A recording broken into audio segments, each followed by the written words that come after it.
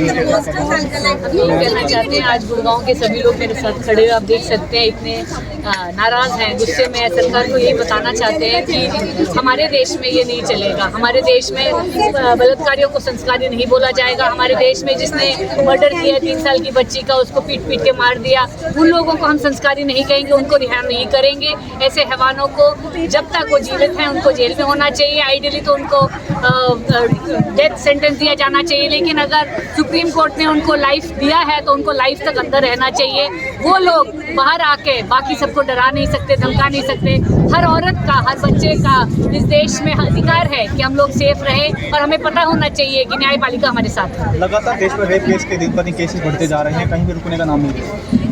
मुझे लगता है डर का माहौल बन गया है। आधे से ज़्यादा रेप केसेस तो कभी सामने भी नहीं आते, पुलिस FIR भी नहीं फाइल होते, और जो प्रोसिक्यूशन रेट है वो 98% लोग जो है रिहा हो जाते हैं। 2% केवल कन्विक्ट होते हैं। उस 2% में भी अगर ये देखा जाए कि कौन किस बिरादरी से है, कौन किस कास्ट से है, कौन किस रिलीजन से है, और उनके साथ एक सॉफ्ट व्यवहार किया जाए, तो वो रेपिस्ट को एनकरेजमेंट देता है कि आप जो मर्जी कर लो, महिलाओं की यहाँ कोई सुरक्षा नहीं। एक तो सरकार का नारा है बेटी पढ़ाओ बेटी पढ़ाओ, दूसरी तरफ से रेप जिस प्रकार की सरकार बढ़ती जा रही है। हम सरकार से यही कहना चाहते हैं, बेटी कैसे बचाएं, बेटी कैसे बचाएं। हम आप सब अपने डरे हुए हैं, हमारे साथ इतने आदमी यहाँ खड़े हुए हैं, डरे हुए हैं कि हम अपने बहनों को, अपनी बेटियों को, अपनी पत्नियों को, अपनी माँओं को कैसे बचाएं।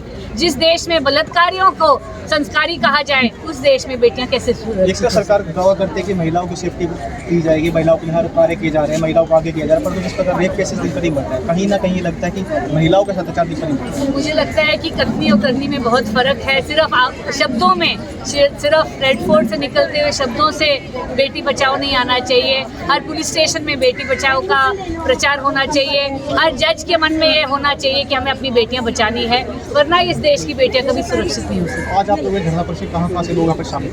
यहाँ पूरे गुड़गांव से लोग आए हुए हैं, एडवोकेट्स हैं, डॉक्टर्स हैं, इंजीनियर्स हैं, बहुत सारे प्रोफेशन से सभी महिलाएं हैं यहाँ पर मेरे साथ।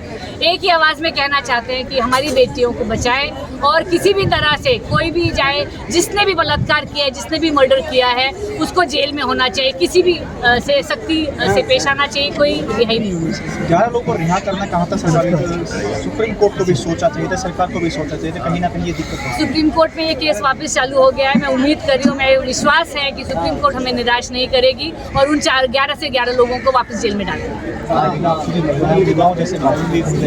पूरे देश की बात है, जिस प्रकार रेप के केसेस लगातार बढ़ रहा है, तो देखिए, मैं थोड़ा सा पीछे जाना चाहूँगी। आपको याद होगा एक आसिफा करके एक बच्ची थी जिसका रेप हुआ था, 8 साल की बच्ची।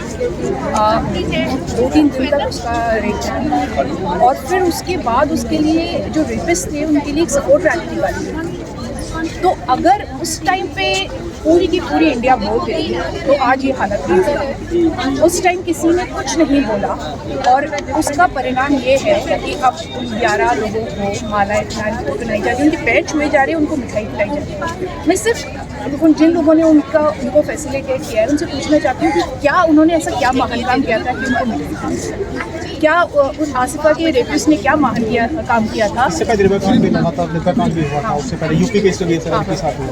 आप हाथरस देखिए, हाथरस के जो विक्टिम थी उसके ऑलमोस्ट सारे परिवार वाले मर चुके हैं। वो अकेली स्ट्रगल कर रही है। उसका एक एक्सीडेंट भी हुआ था जो कि कहा जाता है कि करवाया गया था। तो अगर प्रशासन ही इस काम में लग जाएगा तो फिर हम किससे उम्मीद रख सकते हैं। आप हाथरस का देखिए, फिर एक दलित लड़की का सामूहिक बलात्कार हुआ था। फिर उसके बाद मैं एक उन्नाव की बात कर रही थी कि उन्नाव की जो विक्टिम है उसके ऑलमोस्ट सारे परिवार वाले मर चुके हैं, और उसमें एक बहुत पावरफुल इंसान तो लगातार आपका मानना है कि सरकार और प्रशासन तरफ से कहीं ना कहीं ढील बढ़ती जा रही है और कोई रोक टोक नहीं है। और रिवेंज रेप एक वर्ड आ गया है, उस चीज़ को अगर हमने नहीं रोका तो इंडिया को बर्बाद कर देगा, इंडिया की महिलाओं को बर्बाद कर देगा। महिला है गुड़गांव से रहने वाले, गुड़गांव की सेफ्टी के पास भी बात कर लेते हैं हम लोग। गुड़गांव से महिलाएं आज गुड़गांव में भी सेफ हैं, तो देश की बात कहाँ से कर सकते हैं?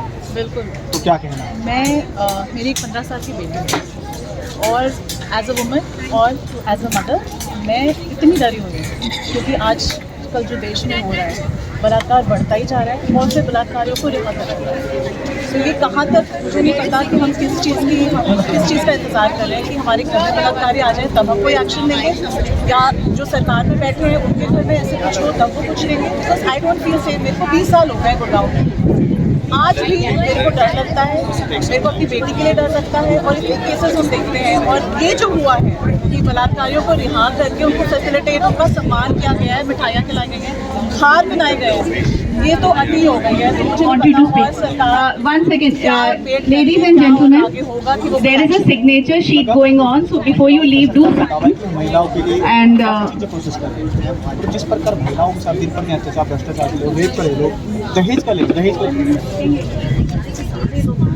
सिर्फ आई थिंक कागजों पे ही है जो हो रहा है।